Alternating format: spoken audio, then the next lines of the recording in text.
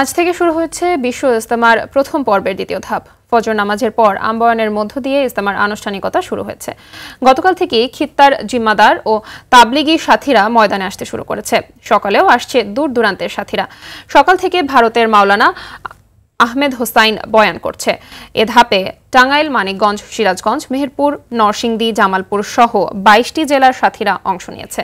আগামী বুধবার আখিরি মোনাজাতের মধ্য দিয়ে এ পর্বের সমাপ্তি হবে বলে জানিয়েছে আয়োজক কর্তৃপক্ষ।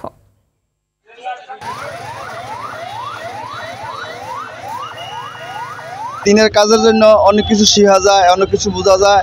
এই রাস্তা আইলে আল্লাহর আখিরাতে অনেক কিছু বোঝা যায়।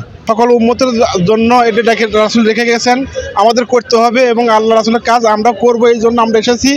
সব থেকে বড় শুকরিয়ার বিষয় যে আসলে বিশ্ব ইজতেমা এটা অন্য দেশেও হইতে পারতো, কিন্তু আমাদের সৌভাগ্য যে আমাদের বাংলাদেশে হইতেছে। এটা বাহির থেকে আমাদের অনেক মেহমানরা আসে। অনেকে সূরা টুরা জানে না, নামাজ ঠিকমতো শিখতে পারে না, ওগুলি আসলে অনেকে শিখা হয়।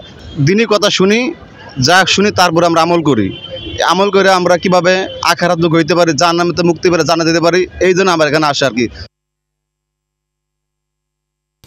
দর্শক, ইজতেমা ময়দানের সর্বশেষ অবস্থা জানাতে টঙ্গী থেকে সরাসরি যোগ দিচ্ছেন সহকর্মী তরিকুল ইসলাম তারেক।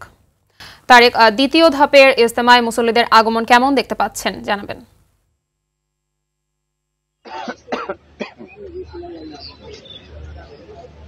মাহবুব, আপনি জানেন যে গতকালকে বিশ্ব ইজতেমার প্রথম পর্বের যে প্রথম ধাপ সেটি সম্পন্ন হয়েছে আখিরি মোনাজাতের মাধ্যমে। তবে আজকে কিন্তু প্রথম পর্বের যে দ্বিতীয় ধাপের কার্যক্রম সেটি শুরু হওয়ার কথা থাকলেও সকালবেলায় কিন্তু এখনো পর্যন্ত তাদের মাশওয়ারা চলছে এবং বয়ানের কার্যক্রম কিন্তু এখন শুরু হয়নি। তবে এখন আমরা দেখতে পাচ্ছি যে সারা দেশ থেকে কিন্তু বিভিন্ন জেলা থেকে মানুষ এখনো আসছে এবং মাঠে প্রবেশ করছে। তাদের যেই আমলি কার্যক্রম সেগুলো কিন্তু তারা করার জন্য যে নির্দেশনা তাদের যে মুরব্বীদের, সেই মুরব্বীদের নির্দেশনা অনুযায়ী তারা কাজ করার জন্য প্রস্তুতি নিচ্ছে।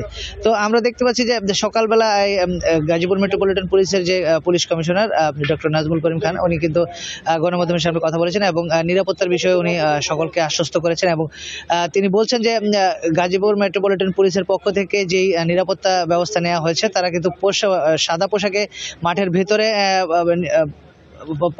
সার্বক্ষণিক পর্যবেক্ষণ করছে এবং পোশাকধারী পুলিশ যারা রয়েছে তারা কিন্তু মাঠের বাইরে রয়েছে এবং নিরাপত্তার ব্যাপারে কোনো রকম আতঙ্কিত না হয়ে সকলকে শান্তিপূর্ণভাবে ইজতেমায় অংশগ্রহণ করার জন্য তিনি আহ্বান জানিয়েছেন। এখন আমি বয়ানের বিষয়ে একটু আমার জানতে চাইব। আমার সামনে এখন রয়েছেন হাবিবুল্লাহ রায়হান, তার কাছে আমি জানতে চাইব যে আচ্ছা, আপনাদের তো বয়ান শুরু হওয়ার কথা ছিল বাদ ফজর, এখনো পর্যন্ত বয়ান শুরু হয়নি বা আপনাদেরকে মাশওয়ারায় কি সিদ্ধান্ত হয়েছে? আলহামদুলিল্লাহ তারেক, যেমনটা আপনি বলছিলেন, আমাদের হযরত উলামায়ে কেরামের তত্ত্বাবধানে শুরায়ে নাজিমের অধীনে আমাদের দ্বিতীয় ধাপের ইজতেমা অর্থাৎ ৩, ৪, ৫ ফেব্রুয়ারি ইতিমধ্যে অনুষ্ঠিত হয়ে গিয়েছে। এখানে প্রায় আমাদের ২২টি জেলা এবং ঢাকার একাংশ অংশগ্রহণ করছে। আজকে জোহরের পরে ইনশাআল্লাহ বয়ান শুরু হবে। আমাদের পাকিস্তানের মাওলানা জিয়াউল হক সাহেব উনি বয়ান করবেন, আসরের পরে আমাদের মাওলানা রবিউল হক সাহেব হুজুর বয়ান করবেন এবং মাগরিবের পরে আমাদের ভারতের শীর্ষ মুরব্বী মাওলানা আহমেদ লার সাহেব বয়ান রাখবেন ইনশাআল্লাহ। ধন্যবাদ আপনাকে। যেমনটি বলছিলেন, উনি কিন্তু বয়ানের বিষয়ে যে তথ্যটি দিলেন সেটি কিন্তু এই কিছুক্ষণ পরেই শুরু হবে এবং ট্রাফিকের বিষয়ে কিন্তু গাজীপুর মেট্রোপলিটন পুলিশের যে কথাটি বলেছে যে তারা কিন্তু বিশেষ করে মোনাজাতের সময় তাদের যেই ট্রাফিক ব্যবস্থাপনা সেটি সচল রাখার জন্য কিন্তু তারা একটি চেষ্টা চালাচ্ছে। তো এই ছিল আমার কাছে সর্বশেষ তথ্য। ধন্যবাদ আপনাকে।